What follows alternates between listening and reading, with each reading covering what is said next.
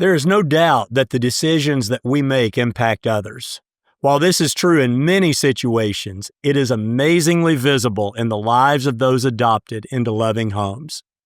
Jordan Holliday can certainly attest to this, as the decision of her parents gave her the great blessing of a loving and God-fearing home. I think you'll be touched and inspired by her journey as she shares it with us here at the intersection of faith and Maine. It's where Christianity and culture meet. This is the intersection of faith and Maine. Now, here's Greg Chandler. Jordan, welcome to the podcast, and thanks for joining us today. So is your day going well so far? Going great. So why don't you just go ahead and let everybody know kind of where you are right now, where you're living, what's going on in your life, and then we'll get into your story a little bit. Okay. Right now, live in Huntsville, Alabama. My husband and I moved here about 5 years ago. And 6 months ago, we welcomed our first child. So right now, we are in the midst of all the fun things. He's learning to kind of move around and sit up. And hopefully you won't hear him in the background today. Well, that'll be okay. And if you want to let everybody see his hairstyle today, that would be good too. So you grew up in North Alabama. Of course, you and I go way back, and you got a lot of friends, a lot of associates there. So you came back home basically and brought your husband and now your baby with you. Yes, it's definitely a different experience having grown up in the area and now, starting to raise my family here. But we've moved to a couple of cities, and North Alabama it felt like home, and we've been here for 5 years now, and we don't have any plans to move. Yeah, well, I'm glad to hear that. So this season we've been talking about pro-life causes, and we've interviewed people who fostered and people who've adopted into their homes. So I thought it'd be a good perspective for you to kind of share your story and let us see it from the other side, not from the adoptive parents, but from someone who was adopted. So why don't you just give us a little background, your country of origin, how your adoption came about, and then we'll talk about it a little bit. Okay, yeah. So I was born in Gaoan, China. And at the time I was born, the one-child law was in effect. So there were millions of baby girls being either aborted or given up for adoption. And I happened to be one of those. So the day after I was born, I was left on the stairs of a well-known building in the city where a lot of other baby girls were left, actually, with my date of birth pinned to me. And luckily, someone found me, took me to the nearest orphanage, and I would be there for the next 5 or so months before my parents adopted me. So my parents at the time were living in Shelbyville, Tennessee, and they did have a child, but they had always wanted to adopt. And since I did have a child already, the domestic adoption wait list was about 7 years. So they've always wanted that, but 7 years is a long wait. And it just so happened one day, my mom was reading the morning paper and came across this article on international adoption, which they had, not really entertained before, but having learned about it through that article, they immediately set up a meeting with the social worker and that agency that was mentioned in the article. And I believe it was like 6 months later, my mom was on a plane to China, whereas, with domestic adoption, it would have been a 7-year wait. So really fast process. They didn't waste any time. I asked my mom about it, and she actually said that the agency said they turned in their paperwork in record time of any family that had ever gone through the process. So they were really excited, and less than a year later, I was here. Well, that's an amazing story. And just you look at it, and there's always a danger of talking about the providence of God. But when you look at things in the rearview mirror, do you see God's hand involved in this as you go through?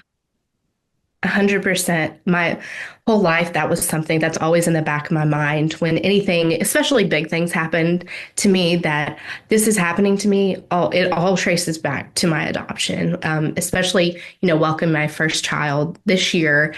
These big moments, I always go back to my adoption. And had that not happened, had God not placed me here, it all starts there. So I always have that in the back of my mind. Yeah, I just think that's so amazing and such a tremendous story. So, just curious, when did your parents begin to tell you how you came into the family? Was there like a special day each year that you remembered, or how did they go about just making sure you understood you're a part of the family, but also giving you also an aspect of your heritage? Yeah, I mean, from the time I was very little, my mom had these books about China's bravest girl. And I remember she would always tell me, "You're China's bravest girl." And so it was always a part of just everyday life, hearing about my story. And it was something that there was not one big moment. It was just kind of part of those everyday small moments that we talked about it. And it was something that was just normal conversation in our house.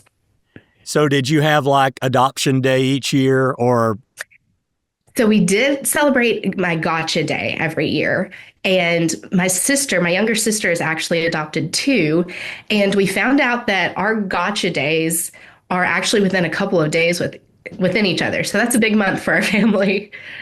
so what would go on Gotcha Day? I mean, it was really just kind of a recognition of Yeah. it. So no cake and balloons and parties and No that cake kind of and thing. balloons. It's kind of like, I guess one would say, our half birthday was our Yeah. gotcha day.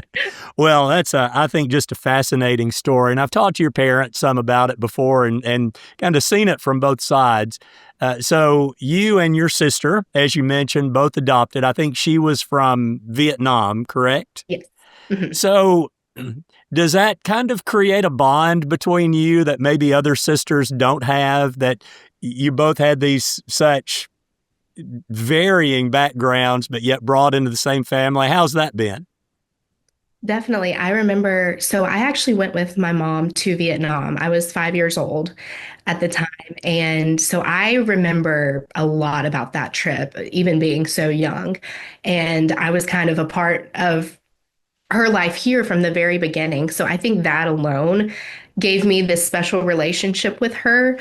But I remember growing up always thinking it was like we may not be biological sisters, but because we have this one really big thing in common, it felt like we were united and we had this bond that, others might not have. And it was definitely a really special feeling growing up, I remember. Yeah, and just such a unique situation that I can't help but think that this would just really draw the two of you close together. Yes, So, it 100% has. yeah, you were mentioning earlier, we were talking about God's providence in all of this. Let me kind of narrow that question down a little bit. When you read passages that we're adopted into God's family, do those have a little bit maybe different ring for you than they would for someone who is naturally born into a family?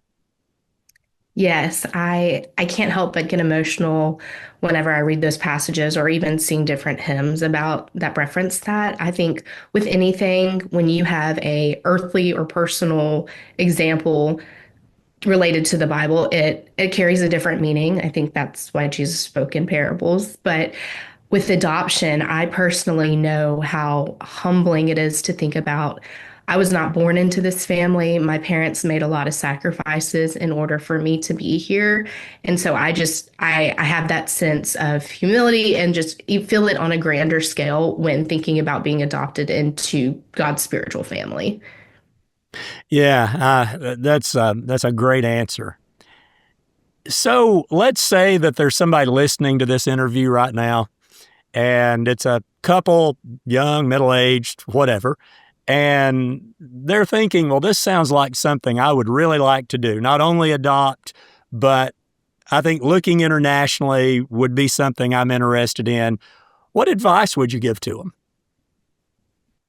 Well, I would say do it, of course. I know I've spoken with a lot of adoptive families, and I know that the journey is not always easy. I know it's actually really hard, but when you're going through those bumps, and I know it's going to be difficult, just think about what you're about to give someone. I, as I am creating and starting my family right now, and I look at just how beautiful this life is that God's given me, I always start back at adoption and how that's why I get to experience all these things. And so I think if you just keep that in mind, remember the blessings and the life you're about to give someone else, it'll be so worth it. Yeah, and I'm sure that there is a great deal of paperwork and hoops you must jump through and that kind of thing. So, what you're saying is you got to keep the bigger picture in mind in all of this. Definitely, which is easier, I know, said than done because when you're in the midst of it, there's probably going to be some heartbreak and disappointment and challenges you may not even know about, but it's just think about, years down the road where maybe that child is starting their family and they're having all of these blessings they're experiencing that it'll make it all worth it. Yeah. Now, how long did your parents have to stay in China? Was there a required time?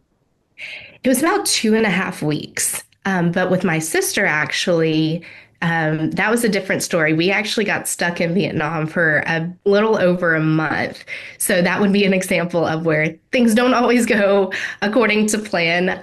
But, come out on the other side and would have stayed for a year if we needed to. Yeah, and well worth it, of course. And I've Yes. talked to people from other countries talking to them about it, and it just sounds that when you get into the international realm, you've just got to pinpoint that country and figure out all the details and the paperwork. But also, I suspect, as with in all countries, it's knowing the right people or the right department to go to. So, obviously, your story, your sister's story, would say even if you have to spend a month somewhere, 6 weeks somewhere, it's going to be good in the long run for all involved. Definitely. I remember my mom, when we were in the middle, what was actually happening was they're in the process of trying to shut down Vietnamese adoption. And so I remember my mom calling my dad and saying, if I need to move here and stay here for a year so we can legally take her, we will. Because, once you have that baby in your arms and you meet her, you're not letting her out of your sight. Right. Yeah. That's such a beautiful story. So let's turn it around just a little bit. What if there's this child out there in the podcast world and the parents say, you need to listen to this story.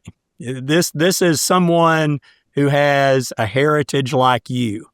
So if you could talk face to face with a child, maybe adopted, but a little more specifically adopted from an international standpoint, what would you say to that child? I think I would just remind them, when you look at your story and you think about all of the families that you could have been, all of the situations you could have grown up in, we're here, we're where we are, we're in the family that we're in, and we have this story, and it's not by accident. And just to always remember to glorify God because of the situation we're in, and realize, just allow it to really put things into perspective.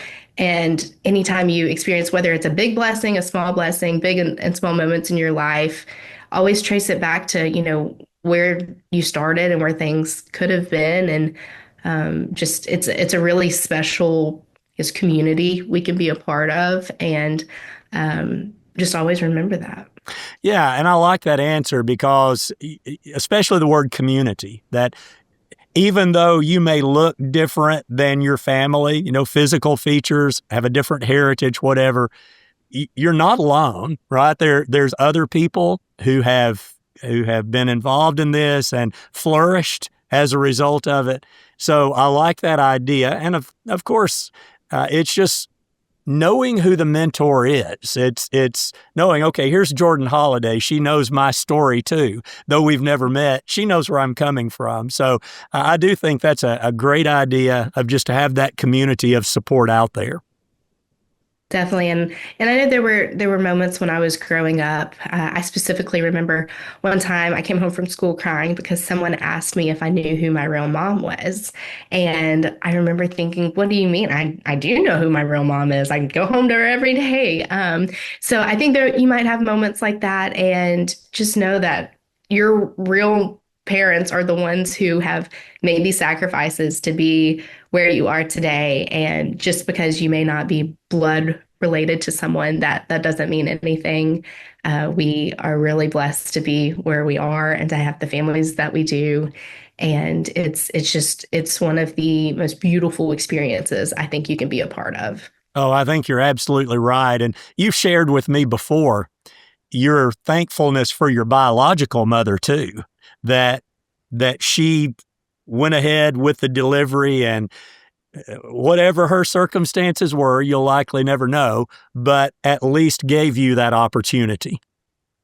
Yes, I will always be grateful that she chose life and she chose for whatever reason, maybe because without her decision, then I'm not here. So I'm thankful for both my biological mother and the decision she made, and then, my adoptive parents and the sacrifices they made, because without both of those, I'm not here.